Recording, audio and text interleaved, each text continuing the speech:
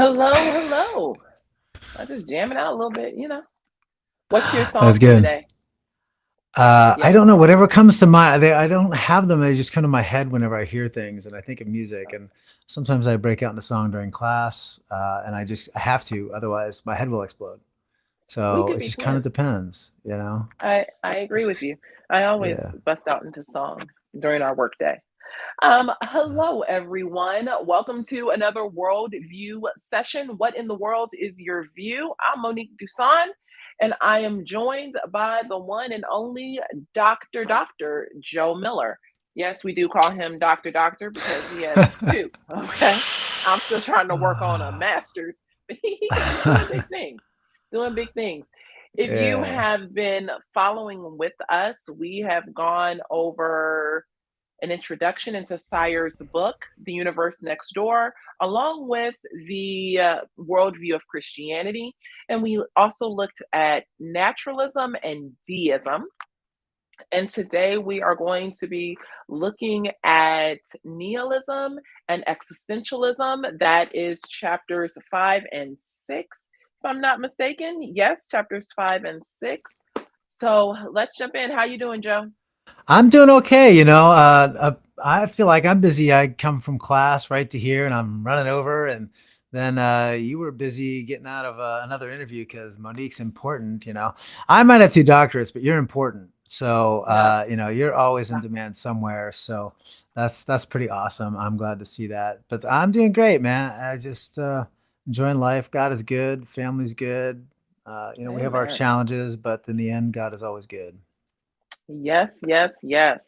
And I know you are coming running over here from the class that you teach. And so I am just super grateful that you're taking the time Yeah. to teach me, to teach our viewers and listeners about worldview. There's so much that I personally am learning as I go through this book now for the second time.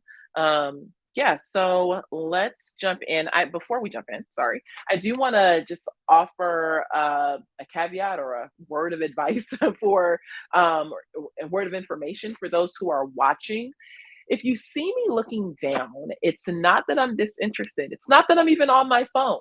I am holding the book and just looking for some of the highlights that I have marked to be able to talk to Joe about.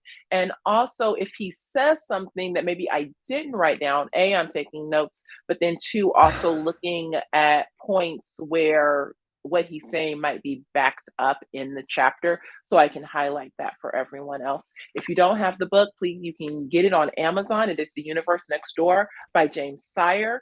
And feel free to take notes. Make sure that you are understanding this as well. As we've said before, making sure that we as adults have a proper worldview will help us as we speak with our kids and those that we influence, those who are in our sphere of influence, to help them also have a proper worldview. So let's jump in, Joe. Nihilism. Nihilism? Yeah. Nihilism? Whatever makes us sound smarter. Nihilism, I usually say, and some people say nihilism. You say Okay. potato, I say I say potato, potato. potato, Yeah, potato. Okay, there you go. There's a song for you. okay. Um, yeah, let me just jump in before we jump into nihilism. Let me just remind folks where we've come from. We're looking at worldviews. The definition that I sort of work with in my classes, and we've operated under here, is a worldview is the lens that we're using to interpret the world around us and all the sort of things we're seeing and hearing in life. We're trying to make sense of these big questions of origin, meaning, morality, and destiny.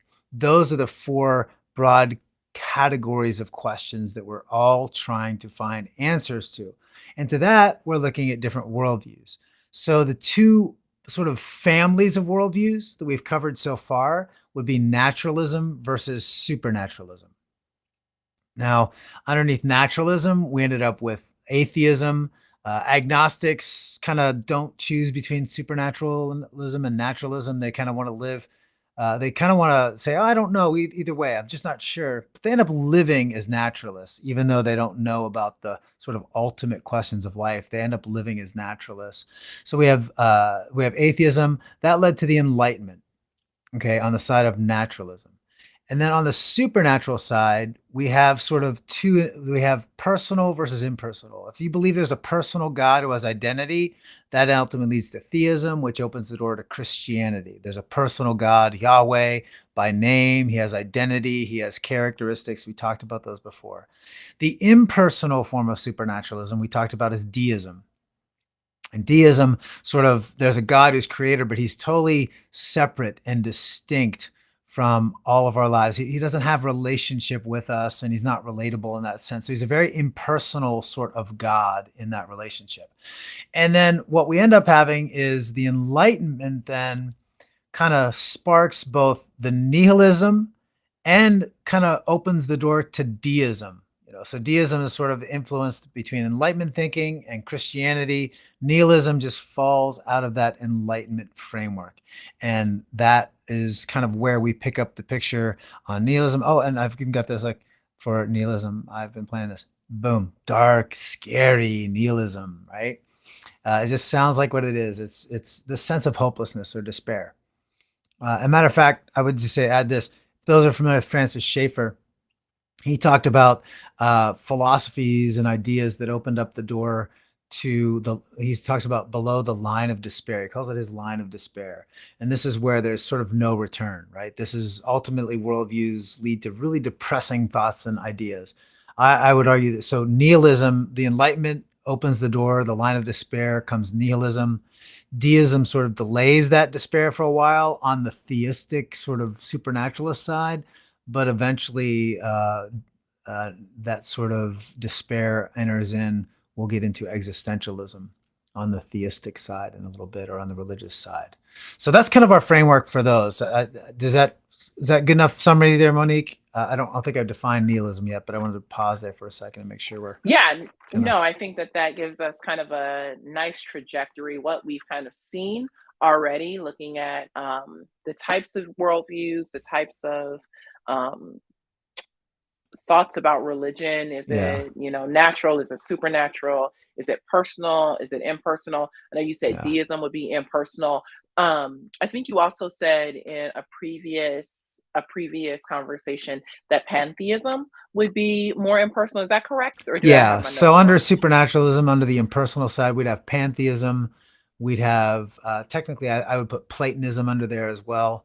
So Platonists or Neoplatonists. There's atheists who consider themselves Platonists today. Well, we don't define that in this book. We won't go to class, but for the sake of information, pantheism, Platonism, and then I put deism there underneath that as well. Okay. So, what is the definition of nihilism? So I think Sire's right. When I first got acquainted with the book, he's talking about worldviews, right? And I'm thinking, well, nihilism is not a worldview. So I was very pleased in his chapter. He says, first thing, nihilism is not a worldview. A lot of the ideas we're talking about, they sort of, again, it goes back to that phrase I like, sort of like the family tree of worldviews, right? A lot of these ideas flow from one another. They interconnect with one another. The lines get blurry. I introduced that deep philosophical term, I think 1 or 2 times ago, called squishy. These ideas are really squishy, right? They don't always fit in neat boxes for us. And so a lot of times that confusion comes across as we're explaining these ideas, not because we don't understand them, or that they can't be expressed. It's just that sometimes in expressing these ideas, we realize how messy they are. And so nihilism is one of those things. It flows from the Enlightenment. It takes us below that line of despair. It's just the idea that there's hopelessness, right? So reason is the ultimate from the Enlightenment. Reason is the ultimate truth, the ultimate reality. So think about Descartes. I think, therefore I am. So thoughts not only become the way of knowing, but thoughts become the way of being. They shape our reality. So our thinking determines our being underneath Enlightenment thinking. And so for nihilists, then they all of a sudden realize, well, this ends up in disaster because everything is determined by the world outside. I'm not in control of my future. My thoughts are shaped by the culture. My thoughts are shaped by my biology. There's something external shaping everything. I'm not in control. It's all determined for me. And I'm really not I only have the illusion of control which leads to a pretty depressing outlook. And so nihilism, that's that where that idea comes into. Again, not a full-fledged worldview. It's just more the consequence of enlightenment thinking, devoid of any truth or reality outside of the human experience. So would you say that that had impact on Rousseau's way of thinking? Because Jean-Jacques Rousseau would say that one, people are generally good, and that any deviation from the good would be due to their environment, due to the surroundings around them, as opposed to, how they intrinsically are. Yeah, it sort of starts to bridge us into the existentialist response to nihilism. Tries to save the despair, right? We didn't we'll get to there in a little bit, but the idea that so if man is the center of everything, right? If man is the center, and everything is so miserable, how are we going to get out of here? What explains the misery and the sorrow? Folks like Rousseau are going to argue that well we're all a blank slate, right? There's a word used in philosophy, this tabula rasa, that we're all a blank slate. We're starting from scratch. We're born neutral. We aren't born into sin because that's a Christian view. We aren't born evil because there is no real such thing in a naturalistic world. It's just we're born as a blank slate, and our choices end up shaping what is morally right or good. As long as we're making choices, as long as we're moving forward, as anytime we decide, that's going to then determine that. And it sort of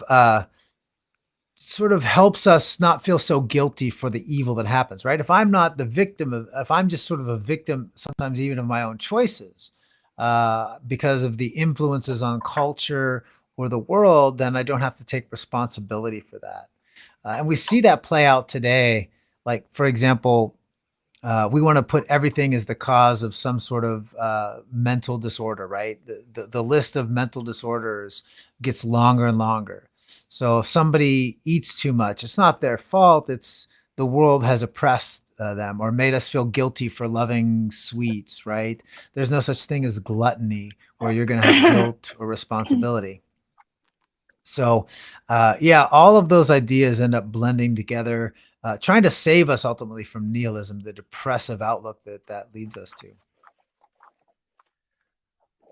Well, that's just, I heard yeah. Krista cough. That was her. She I, just told you I earlier did. about your mic. That was your I mic, just and muted her mic. ah I ha just muted ha, her. Krista. She warned It's Monique, and all then right. she did the Chris coughing. Good to see you here, Krista.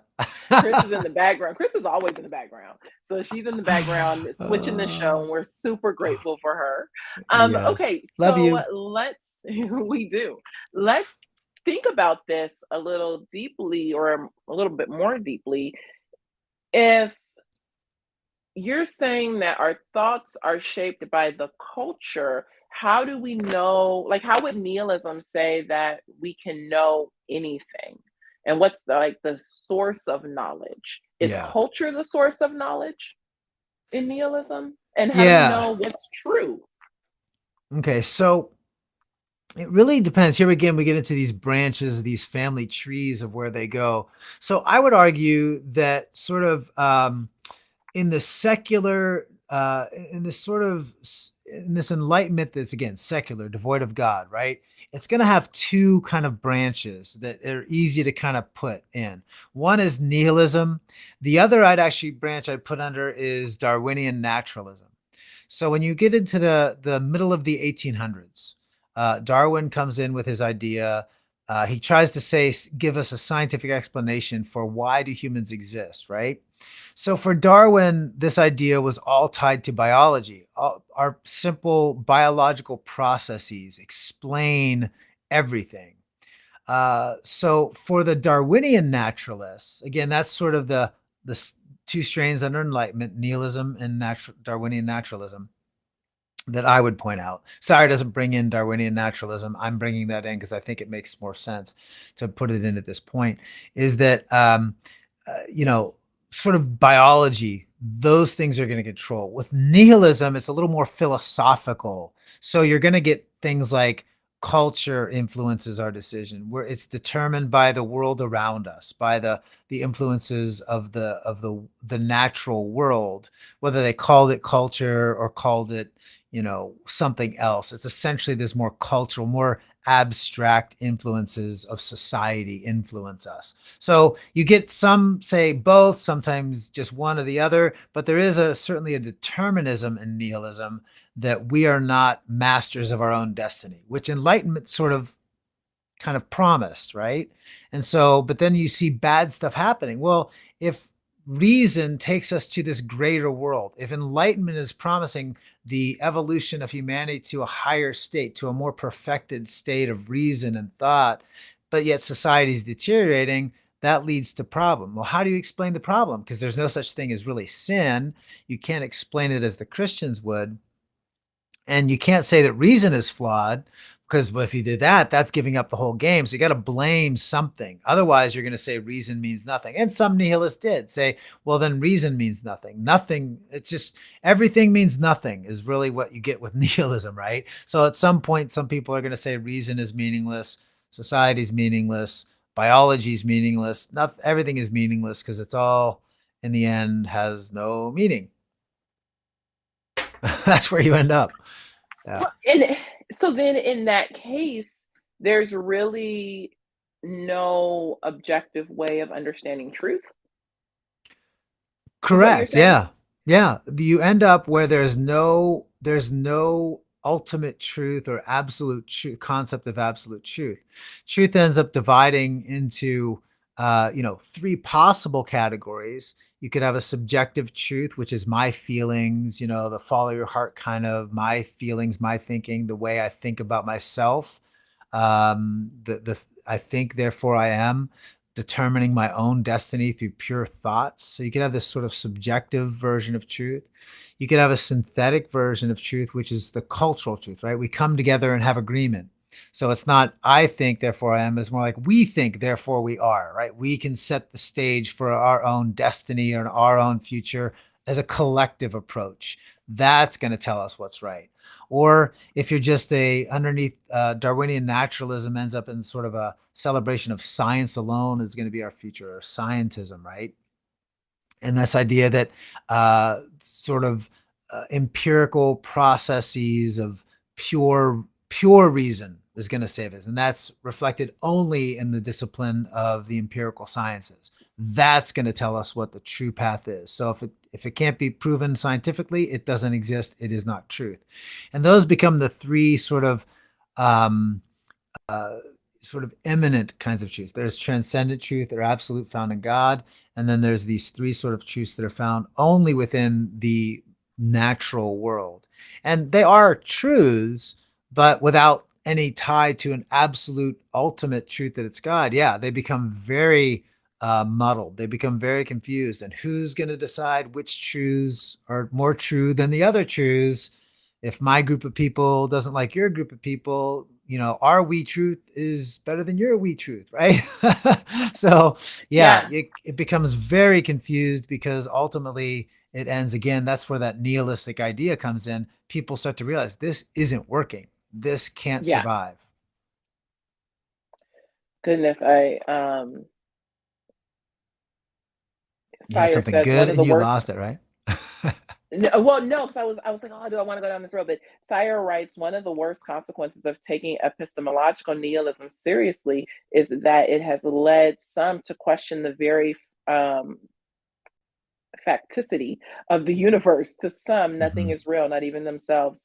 People who reach this state are in deep trouble, for they can no longer function as human beings, or as we often say, they can't cope. Mm. And I think when we look at nihilism all the way, to its natural ending, the ability to see things as objectively true. What is really real? How do we know what is true? Do we Mhm. have an ability to say this is objectively true, not just the subjective truth of my truth, becomes very important in the way that we face Mhm. our day to day life and the way that we address certain issues and how I think about other human beings and what does it mean to be a human person. And so let's talk about that a little bit in Yeah. relatnialism. What does it mean to be a human person? How does Yeah. nihilism view the human?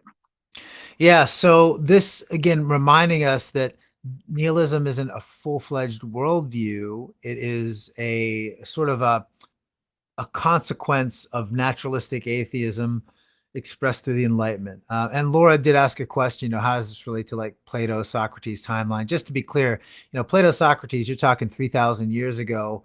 Uh, Nihilism, as we would know it, it's not like people never got depressed or thought their worldview failed in the past. But what we're talking about nihilism, that's something that we're going to deal with in the late 1900s, early 20th century, where it's going to start to take deep root within Western civilization. Schaeffer would put the nihilistic sort of bent following through that line of despair in Europe before the 1890s, I believe it is for him. And he says in the United States, sort of the 1930s, 1935 is when it really took hold in the United States.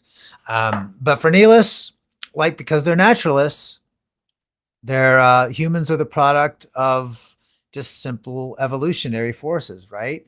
So nature explains our existence. So how do we define human? Well, we don't. We don't have a transcendent definition. It's the culture defines what it means to be a human person. There's a dualism or a dichotomy between that starts to come to shape in philosophy between the natural world and what Shire talks about, the objective world and the subjective, between the outside world and my inside world, right? And so that plays into this dichotomy that comes between what it means to be human and what it means to be a person. So if I mean by human, I have 2 arms and 2 legs and certain biological systems. Okay, we could all be human, but some humans are less human. Some humans have a higher status of the internal subjective awareness of personhood. And that becomes very tribalistic, honestly, very divisive because due to Darwin trading in racial stereotypes of the day of the Enlightenment, sort of fostered by the Enlightenment, some humans aren't worthy of continuing their life. They're less capable of surviving. For others, it's based on their capacity to reason or to think or just pure intelligence.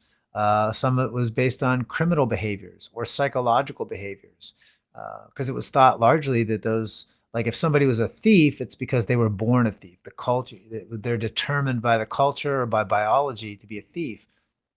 So you've got to isolate them. You don't want them interbreeding with the people who are not thieves because they'll pass on the thief deterministic genes or the thief mentality or whatever they wanted to call it.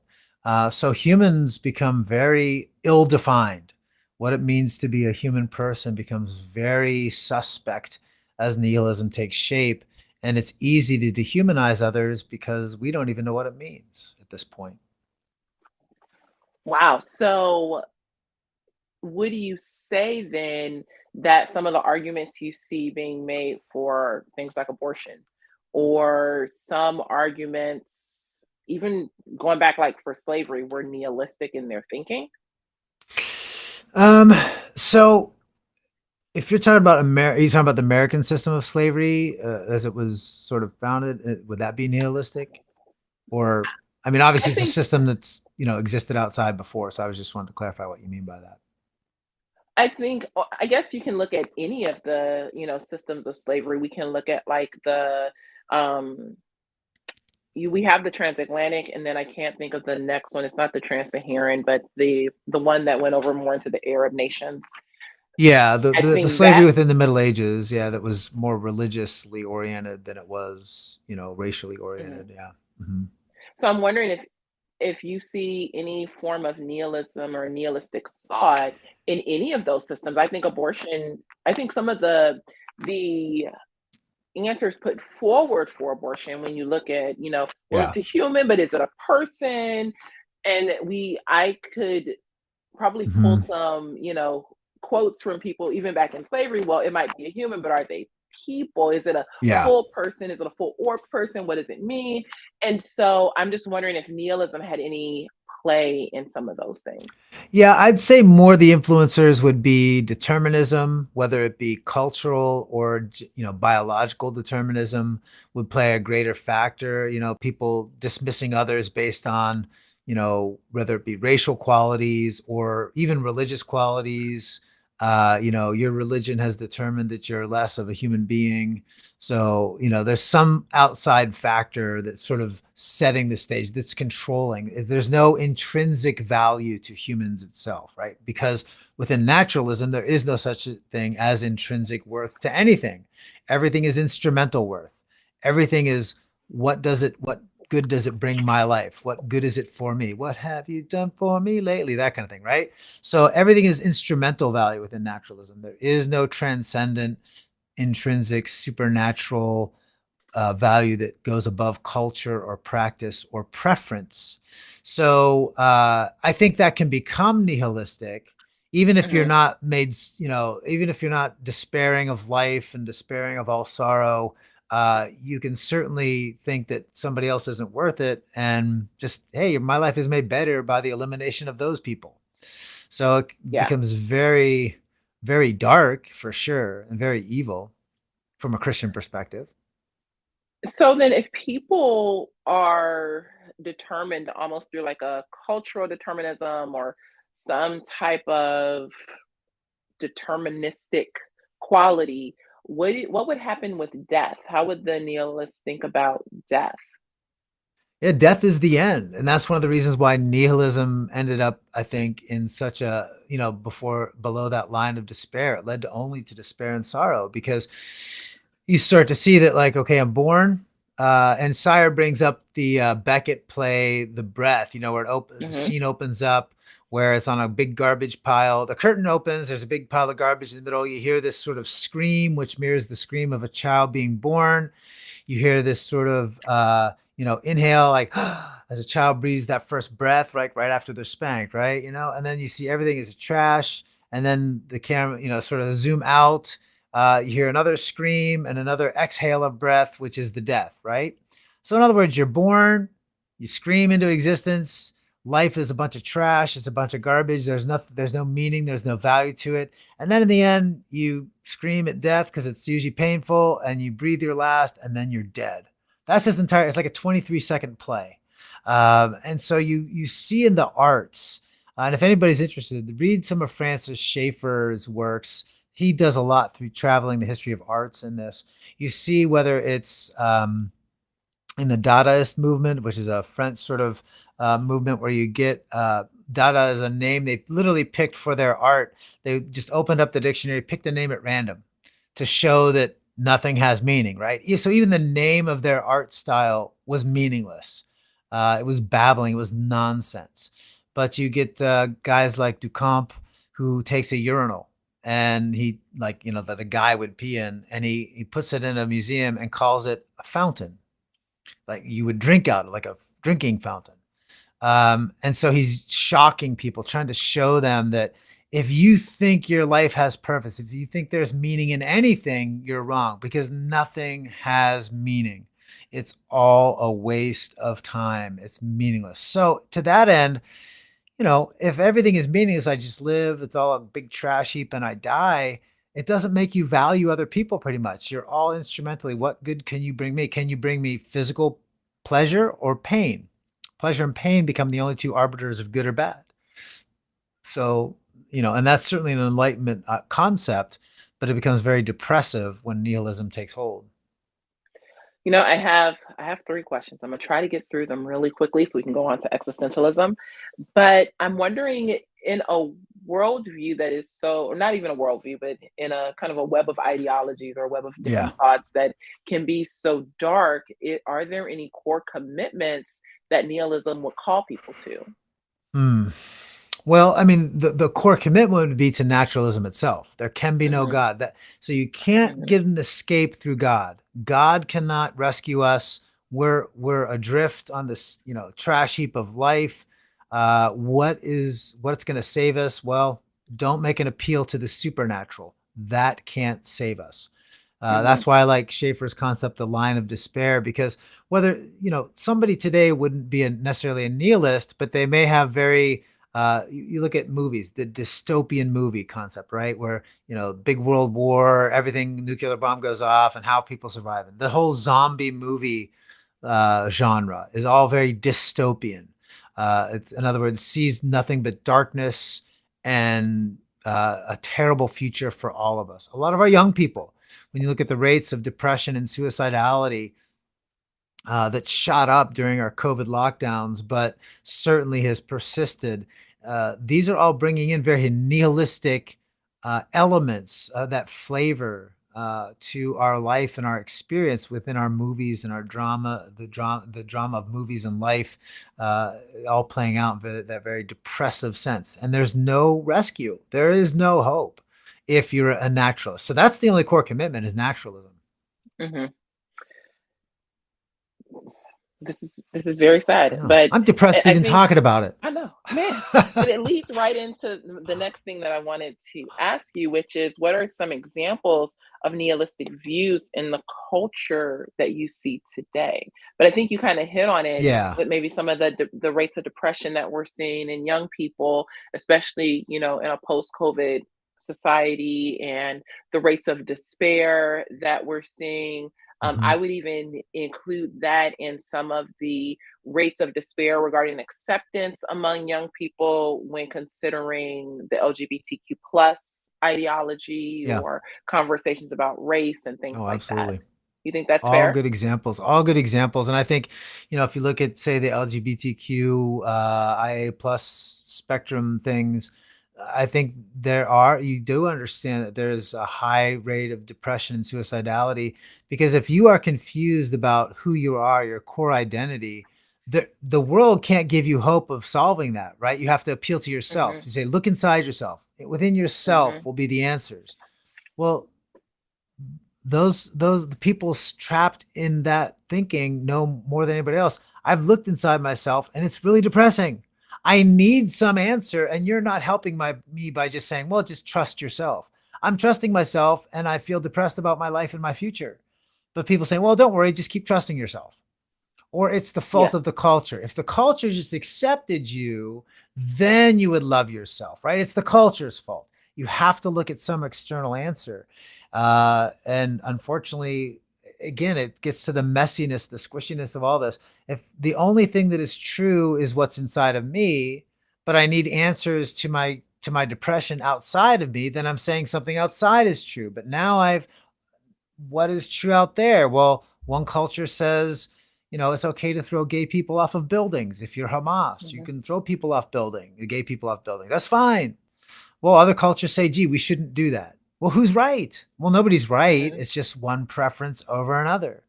So might makes right. Might is all that determines who is right. So now we end up in, this is why we fight so much in our politics. Everything causes hatred and anger. I've had people, and I think it's as simple as this. I used to, when I grew up, I have lots of people, like I'm a Steelers fan. I grew up in Pennsylvania, Pittsburgh Steelers. I was born a Pittsburgh Steelers fan. And I always hated the Dallas Cowboys. They're horrible. And I don't even know why anybody likes them because they're evil incarnate. But I do have friends that like them. And somehow we're able to put that difference behind us and we're able to be good friends, to actual care about each other and love each other. Truth is, we all know on sports day on Sunday you're watching, for those couple hours, you're my enemy. I get past that. We break bread. We enjoy life together. It's just a game, right? But it's fun to sort of hate on each other while you're playing it. Um, but now it's like, when the Steelers beat the Eagle or they beat the Seattle Seahawks in the Super Bowl back in the day. We lived in Seattle at the time, and my son, who's 7 at the time, wore a Steelers jersey to school one day, and he had these adults out of their car windows yelling at him, whatever, horrible things. Um, when all that we know about his truth is that might makes right, we have no way to reconcile. We can't reason together. We can't think together. We can't even just love despite our differences. We have to enforce our subjective truth to validate ourselves. And the only way I can validate myself is to force you to accept my internal truths. The only way to do that is through violence or either political violence or actual violence. And that's why we're stuck where we're stuck. All of this is very depressing at the least, but very nihilistic in the sense of there is no hope. There's no way out of it. It's that line of despair. That's where Schaeffer's terminology comes in hand. Even if you don't call it nihilism, we're trapped below the line of despair with no way Mhm. out of it. What do you think um, is how do you think the conversation of nihilism or the ideas that are nihilistic more in nature are having an impact? Yeah, how do you think those ideas are having an impact on the conversation of race today? Yeah. Yeah, so I'll just kind of focus in on some of what I kind of already expanded on a little bit, just to that race conversation. So when you look at the concept of race, it's a social construct.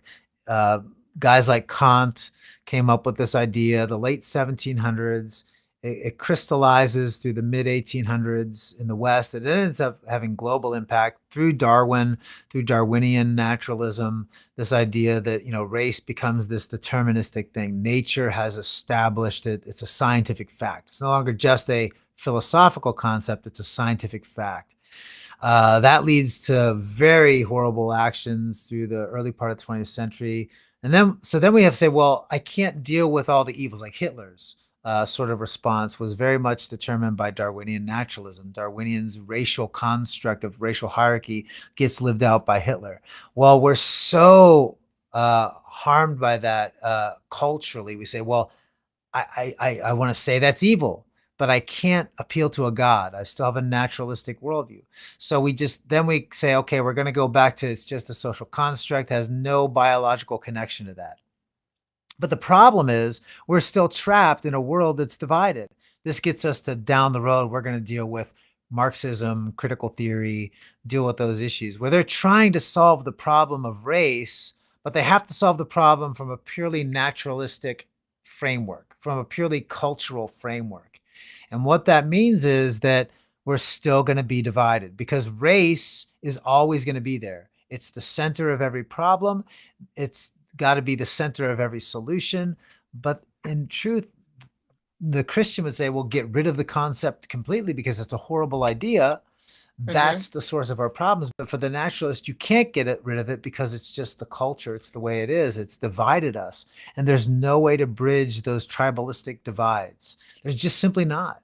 And that's why we're stuck fighting and yelling over these issues, hating over these issues, because Hmm. we realize the only way for me as a white guy to get, to have a relationship with a black person is just impossible. There is no way for me to have true relationship.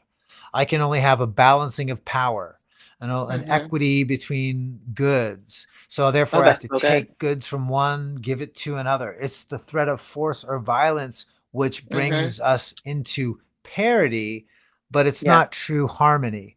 And that just can't exist. And so it becomes very, again, below the line of despair, I think is better than the yeah, concept of nihilism at this point, just because there is no way. We're hitting that ceiling. We're against that yeah. ceiling of despair, and just there's no way Hmm. out. We're trapped. Little pantomime in a That's box.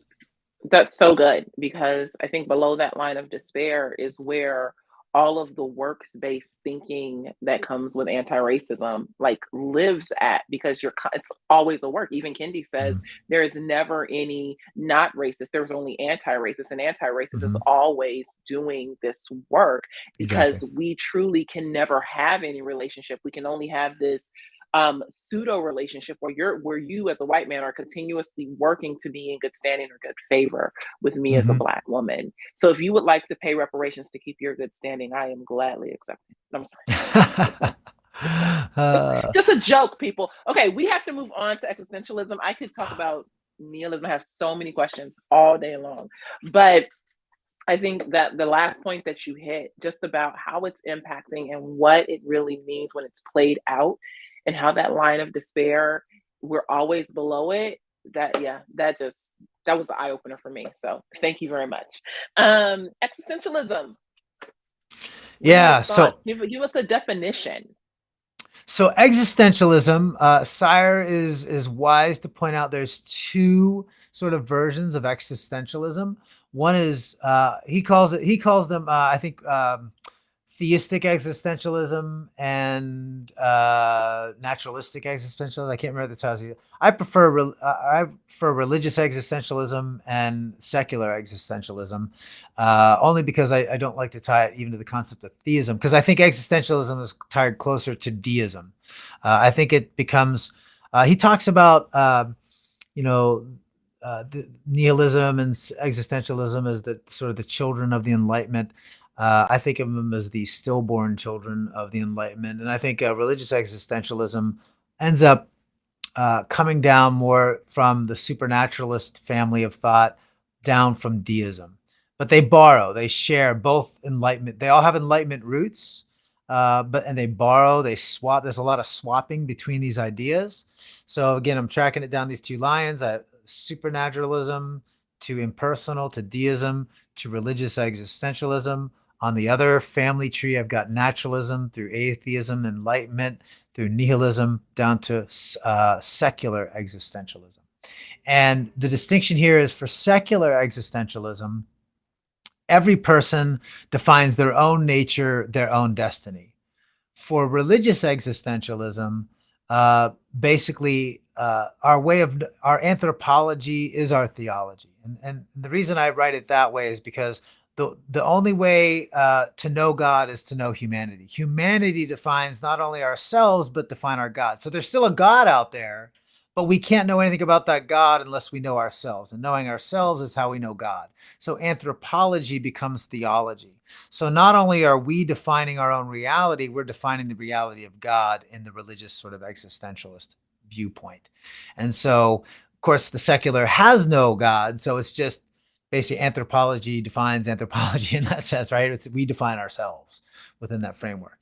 And then later you'll see, instead of the individualistic nature of existentialism, but puts man at the center, there's also corporate versions of that where collectively we kind of work to define each other. And we'll see that take shape in sort of Marxism and critical theories, where it's more of a collectivist approach as opposed to an individualistic approach. That was a lot. Oof. My goodness. Existentialism is one that, even though like I read the chapter and listened to the chapter again, I'm still like, wait, what? What? Yeah. Like, how did we get here? How did we get here?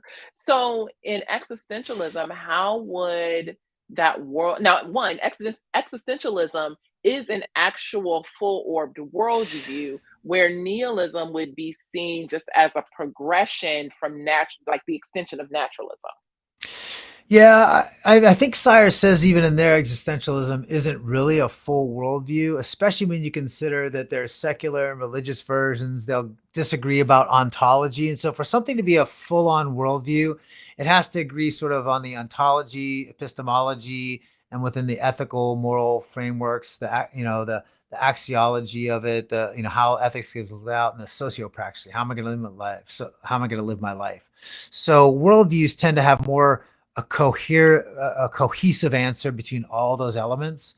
And the reason why nihilism and I don't think existentialism really end up being full-throated independent worldviews is there's so much interplay and sort of this family tree of ideas. All those squishy ideas come together. And I think that's why the chapter at parts, it gets confusing. It's not because Sire isn't doing an excellent job giving out the ideas. It's because the ideas themselves are very confused ideas. The people writing them are really, they're trapped in this ultimate commitment to so for the secular, they're trapped to the naturalistic framework, right? They're trapped below this line of despair. They keep butting their heads up. How am I going to escape this depressing world?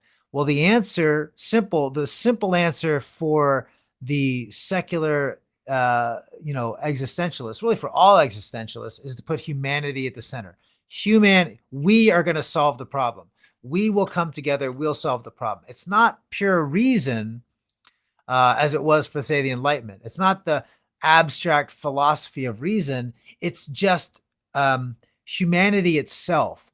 Humans themselves are the center of where we're going to discover truth and hope and life. We're just going to choose to say we value human life. We value humanity and the progress we can make towards a greater reality of human existence, right? So it's sort of this choice to say, let's not go backwards and go to these, sort of abstract philosophical ideas. Let's just say humanity is it. We are the ultimate truth. We are there.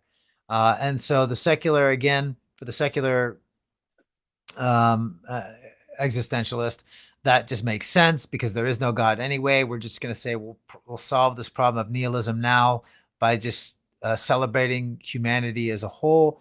For the religious existentialist, it's still this idea that man is the center, but that's how God made it. God made it so that we're the center, and so as we learn to live life together, we discover who God is. We also end up shaping and fashioning God. You get later movements like process theology, all these other things where God is evolving alongside humanity, where you get the idea that the cosmos is evolving. We're all evolving to this greater, higher identity and cosmic purpose. And we just have a religious sort of we'll throw God in there occasionally to this sort of evolved future. But ultimately, for both, it's that centering of humanity that defines existentialism.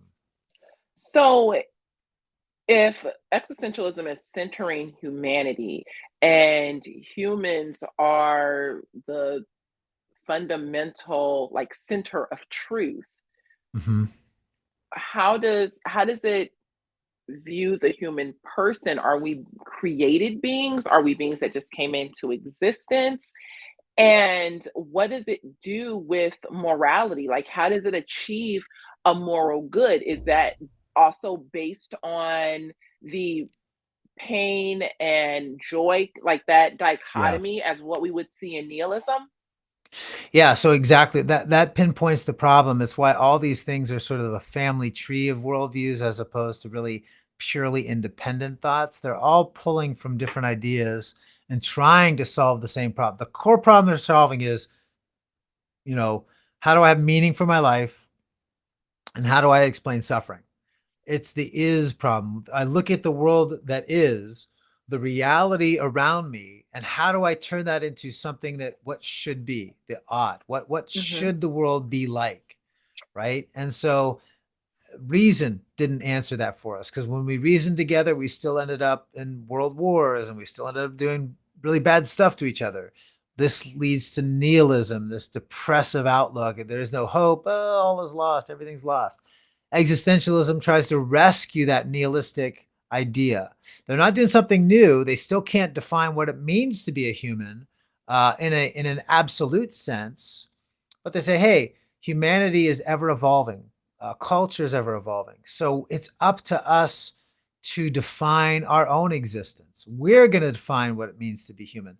And when we do this, we're going to evolve to a greater humanity. We'll become something greater than we are. Sure, it's bad now, but if we can just define ourselves and then from what is, and then set out for ourselves, establish a certain set of ideals that will guide us, and hey, we'll reach a greater humanity. The world will become a better place. Humans will become better humans. Cultures will become better cultures. We will evolve towards this greater reality that we create for ourselves, keeping humanity the again as the absolute source of truth and light and love and all the things. You're muted. Thanks, I appreciate it. It's because I'm turning my pages and writing and all that. So if humans then evolve, would the existentialistic worldview, that was a hard seek. Sorry about that. Would our knowledge of God evolve? Because like Gillian put in Mhm. there, I think he's the same yesterday, today, and forever. And Krista's asking the question, God is evolving. Does that mean that just Mhm. our understanding of God evolves? And or is God himself as the entity within the existentialist worldview, is that God evolving? Because I could say to a degree that my knowledge of God, I don't want to say evolved, it doesn't seem like the right word, but like if I when I was in CRT, I had one understanding of who God was, but then I personally, Yeah. by God's grace, moved into a more historic understanding of God Yeah. and context of the scriptures. That doesn't mean that God evolved, Correct. So from the But Christian, yeah, yeah, let me jump to the Christian worldview for a second, just to bring contrast here. So within the Christian worldview, we're saying, look, God, as quoted, God is the same yesterday, today, tomorrow. God is eternal and unchanging. He is absolute. He's all the omnis, right? He's all loving, all knowing, all wise, all benevolent, all kind, all those things. He's the five omnis, right? So he does not change. He's forever the Trinity. He's relational. He's personal. He's holy. None of that changes about who God is. My knowledge about God does change. So I can know something that's true about God without knowing the full truth. So truth is a concept we got to understand from the Christian perspective is I can know something that's true without knowing everything that's true. So it's not the word evolution, you're right, doesn't fit well within the Christian framework for that because it's not that my knowledge of God evolves, it's that there's greater clarity brought to me as the Holy Spirit, as the church, as my worldview lens is refined. So, right, I'm seeing the world with this lens I'm looking at, but just like the doctor, we talked about that one, the doctor, how is number one better or number two, number three or number four, right? He's doing that whole thing. He's trying to refine your vision, right? So as we read God's word, the idea of eisegesis came out. We don't read into it our world. We believe that the scripture can be that lens that refines, it shapes our lens, right? Scripture gives us the tools to give us a sharper, clearer picture of the full reality of God. So our clarity, Paul says we see as in a mirror dimly lit, right? But now that the fullness of God has come in Christ, we see more clearly, but yet sometimes culture keeps us from seeing with clarity the truth of who God is. Okay, so our worldview gets refined by the truth of God's word. And so the clarity, I think, is a better word as opposed to evolution. But for the naturalist, again, as Sire points out, when we talk about this, there isn't always one answer because somebody is always going to have a different, oh, well, I have this answer. Oh, I have this answer, right? These categories help us think about ways of approaching it, but not everybody fits neatly into each of these categories. That said, I do think that whether it's religious existentialism or secular existentialism, I do think all of those eventually lead to some sort of God himself is evolving and changing. I think it's ultimately inescapable. I know that some who would consider themselves a deist or existentialist, liberation theology, where we'll talk about later, or Christians who sort of embrace critical theory. I know that they would say, no, I believe God's unchanging, all this other sort of stuff. And I think they genuinely believe that. I think that they have a problem, though, in that once you eventually live with that worldview lens long enough and those commitments long enough, at some point we end up redefining God to fit our culture. We end up redefining God to fit our conception of humanity, what humanity is, or how we should live. So again, like things like process theology, that's a theological approach, not a worldview for those not familiar, but it's the idea that we're in process, we're in progress towards a higher plane. God is in process with us. As we evolve, God evolves. We're learning to discover this future reality. There's all kinds of thinkers going back. There's a guy named Pierre Teilhard de Chardin, a Catholic theologian, who talked about the singularity of the cosmic singularity, right? This cosmic God that we're all eventually going to mesh into one reality, one being, one thing. Ends up being more closer to pantheism than Christianity, but uses a lot of Jesus words and a lot of Bible words. And it ends up being God is in process and evolving with us together. And some of it ends up pushing more towards, again, like I said, pantheism than it does even though it starts as theism, it ends up being pantheistic, I think. I can't believe we're almost out of time. I know. So Gosh, much. there's so much. Okay, and so people in the chat, Auntie Laura, she said, so is this series really Monique getting Dr. to do her homework, asking for a friend? Oh, that This is Chris the best hurtful. friend. I'm I'm saying people don't just know me. But in reality. If it could be, I'm not playing no games. You guys, listen, I need to know this stuff. We might have to do many more series on all of the things. We need to do an apologetic Technically, series. you Yes. can cite this in an academic source as a video source, as long as it's authoritative. And there is a way to cite that in Turabian, which would fit with your requirements, Monique. So technically, you could be doing your homework through this video. I'm not saying you are, but I technically that might would be be, and acceptable. I may have already cited a CFBU resource anyway. You guys, it's rough in these theological streets, okay? Seminary is not for players. It's serious. Okay, next question is, what are some of the core commitments listed in existentialism? Mm. Does it have core commitments, or because the human is evolving, I'm our sorry, core I just read that commitments note from continue? Krista, typing a note to the Uh, BTS president. Type in a note. Oh, stop it. Um, Oh gosh. but if you want a good seminary, BTS is the way to go.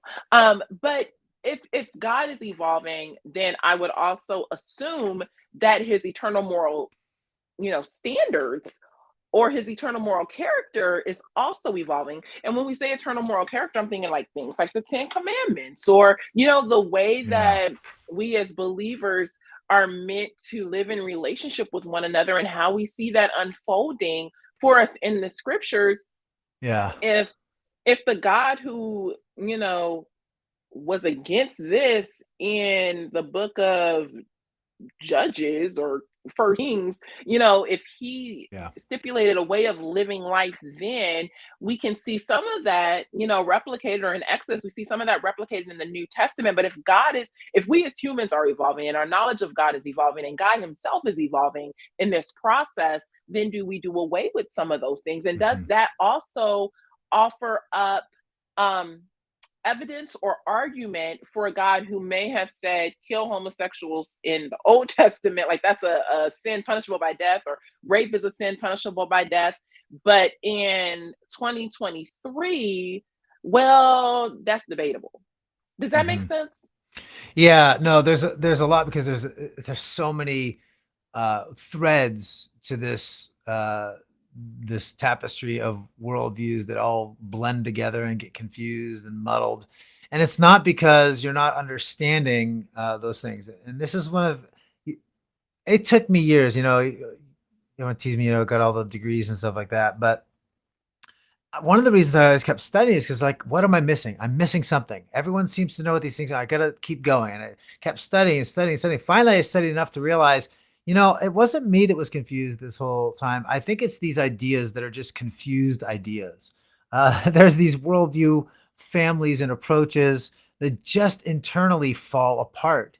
And people keep saying, no, no, there's an answer, but they keep trying to sort of ad hoc solve the problems that are endemic. They're built into the foundations of their worldview, and they seem to work for a while, these ad hoc solutions. But eventually, as we try to live them out, we find they're just simply not livable. And so I think the confusion you're having is not because you don't understand existentialism, it's because existentialism isn't understandable. I'm just going to be blunt about that. I think these ideas, they're so squishy, they're so messy, because everybody wants to have their own. Well, no, but you don't understand. What I mean by that is this. That's fine, but that's also the problem. That's not a bug in your system. That's a feature of your system. It's everybody gets to decide for themselves what is their truth. Everybody gets to decide what is their reality. It's based on their experience, their feelings, their thinking. So yeah, you might say, well, what I'm saying here doesn't apply to you. But the problem is, if I deal with what applies to you, you're still going to end up in the same problem with all these other views. So are there core commitments? I say, well, for the secular existentialist, it's natural. The core commitments of naturalism are what's there, right? Okay. Those worldview commitments. And Sire makes this clear, hey, questions 1, 2, 6, 8, 7. He kind of gives the details on that in the book. People can look that up for his questions Hmm. that he has. He says, okay, these are the same, but here's where they kind of diverge a little bit, Yeah. which is why they're families of worldviews, not really distinct worldviews. They all blend, they're all kind of, there's people sleeping with their cousin, and producing a new thought, and it's sort of the deformed little child gets born, but it's, it's not going to live, right? These bad ideas keep Yeah. happening. So there are core commitments to religious existentialism that are slightly different. The problem is we call them core commitments, because they'll say, well, there's a God or there's whatever. But I think their more core commitment is to humanity as the center of everything. So their idea that there is a God becomes a very fluid concept because there's Yeah. more commitment to the experience of humans than there is to the reality that transcends who is God. This is a Mm. lot. Okay. I want to quickly hit Lori's question. Does religious existentialism lead to eisegesis? Yeah, ultimately, I do think it becomes the interpretation. Eisegesis, for those who don't know, is just reading into the text. So exegesis is what Christians look at. We're saying we're reading the text we say the text of the Bible has inherent internal meaning. There's meaning embedded within the words of the Bible. My job is to discover that meaning and then figure out its significance of how it applies to me. So from the Christian worldview perspective, there's one meaning, many applications. There's an infinite number of applications for my life, but there's always only one meaning. That is the meaning intended by the author, who is Yahweh himself, who authored the text. He embedded transcultural, transpolitical, transhuman meaning, right? It's not dependent on us. Trans worldview meaning, right? That's independent of my worldview. I have to discover that. Eisegesis is the other way, saying there is no inherent meaning within the text, or even if there is, I could never really discover it. So it's up to me to discover what that meaning is for my life within my culture and within my context. So what you end up doing is that, you become like Andy Stanley. Throw in another name I should probably throw in because that's a whole other can of worms. Sorry, forget that. Cut that out. I'll cut that part out. But like certain pastors, right, who are arguing that the Bible, we can't really get this sort of core commitment meaning out of it.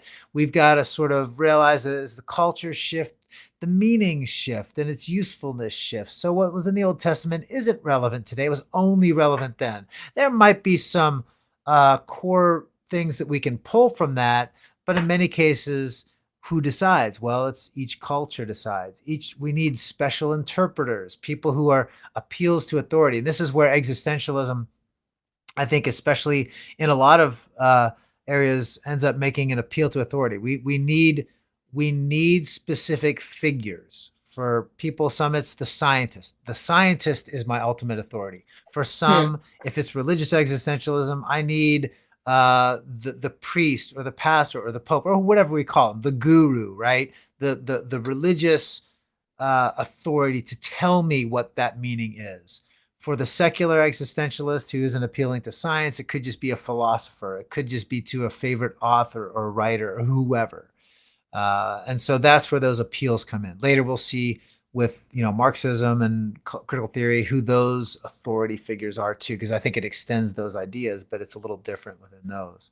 But it becomes very much reading our meaning into the Bible. So yes, it definitely devolves into eisegesis. The last question is, how do you see the existentialist ideas having impact on our conversation on race? Yeah. So therein lies, I think we're going to see later, when we deal with the Marxism and critical theories themselves, we're going to see the concept of, in philosophy, it's called standpoint epistemology, where what is true depends on from where you're standing. Like, think of it, epistemology just means what is true or how we know it. Standpoint, it's where am I standing from? So from where I'm standing, this is what's true, right? That's all that means. Well, this idea is built. I think it's nascent, at least, kind of embedded in existentialism, which puts humanity at the center, and so the individual becomes the final arbiter of truth. I think in our conversations of race, it's become far more collectivist now. I think existentialism that privileged humanity above, as the kind of the ultimate source, gets modified over time. And so our conversation today, I think in terms of race, it becomes a far more collectivist response. Humanity is still at the center, but certain groups, racial groups, have more to say about what is true than other racial groups. And so it becomes a group think as opposed to an individual think. Because, for example, Monique, right? If you hold ideas that don't fit with the popular consensus, you get called all kinds of racial epithets, right? You get called Mm-hmm. all kinds of names. When I used to do my show with Leroy, who you guys met before, when we did our conference a few years back, I mean, he was called every name you could imagine, and it was okay. It was okay for my white progressive liberal friend to call him an Uncle Tom. That wasn't a Uh-huh. racial name. It's okay for the white person to call him an Oreo, or black people to call it doesn't matter if he's dehumanized and marginalized and discriminated against because he doesn't fit within the collective truth of that racial group that is determined to set the standard of truth. So it's still human centered as an existentialism, but today it just tends to be more collectivist. That's probably the big difference. So existentialism, I'd say, is by privileging humanity, we see the impact, but it's not as dominant on the individual level as it would have been maybe decades ago. Okay. Well, people, I hope you have the book The Universe Next Door by James Sire so that you can follow along with us and do some reading and underlining on your own, because these are some heavy conversations and topics, and there's only so much we can cover in the Mm. hour. But there is so much more, and it's all so important to understand, if we are picking up certain pieces of things that are in the culture and then bringing them into our church, or if others, in the church are bringing in things from the culture, different ways of thinking, even if it's like a little piece of something here that, perhaps something should be human centered or black centered, or you know what I mean, those kind of ways of thinking Mm-hmm. won't be helpful or in line with Christianity in the long run. So, Joe, thank you very much. Do you have any last words you want to say before we head out? No, just it's a blessing. I mean, I still have a million thoughts in my head, things I probably could have said or should have said better. But if you post, share, write in to the Center for Biblical Unity, share them questions offline, keep posting questions on the video. We'll try to address those because, like I said, Yeah, there's so many thoughts that, in this web of ideas and different ways we can go. Your questions really help shape. Monique, your questions help because we've talked about this before. You're asking questions, try to tease out certain ideas, but there's a lot of ways we could go with this. And yeah. it's not an exhaustive explanation. So I just appreciate the chance to kind of get on and chat with you all about this, and it's fun and I enjoy it. And hopefully it's a blessing. And we prayed this before, and I will say maybe what I prayed for us before we started. The goal for a lot of this stuff is that you all have friends and family who are struggling. Who cares what label, if you call it nihilism or existentialism or whatever?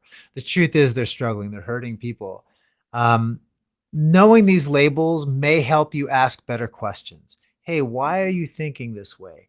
When you say this, what do you mean by that? So when you're asking, and then when you're listening, listen for the answers that connect to these ideas. Not because you can say, "Oh, you're an existentialist." We don't have to label their ideas for them. Just think of these as this is your way of the more clearly you can think, the better you can ask questions. And the better questions you ask, the more you're able to direct people and guide people to, that are trapped below that line of despair, to see there is a way out. But it's not through naturalism, it's through God, the God who created and made us in his image. And so there is a very much a compassionate, evangelistic, if you will, but just sort of a loving approach to how we can use this information to make a difference in somebody's life who really needs the hope of Jesus Christ. And so that's really what I hope comes out of this, is that you're able to have richer relationships with people who are in despair and hopeless and need the hope of Jesus Christ, but can't see it until somebody like you explains it in a way that makes sense to them. Amen and amen. You guys, please take our content, this video, and share it with your friends. Number one, get the information. into the hands of your friends. If everybody shares it, that's just that many more people who get to pass by it and actually stop and consider what's being said. And they hopefully they will consider their own worldview.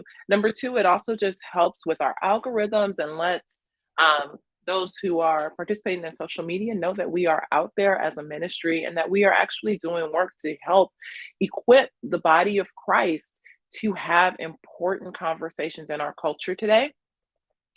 Joe, I thank you so much for having this conversation with me. You guys, as you think about things this week, please come back to this stream and just post your thoughts or your comments, your questions on, on the chat. You can always continue to add more comments. The comments are not turned off, and we will check those. And with that, have a good evening.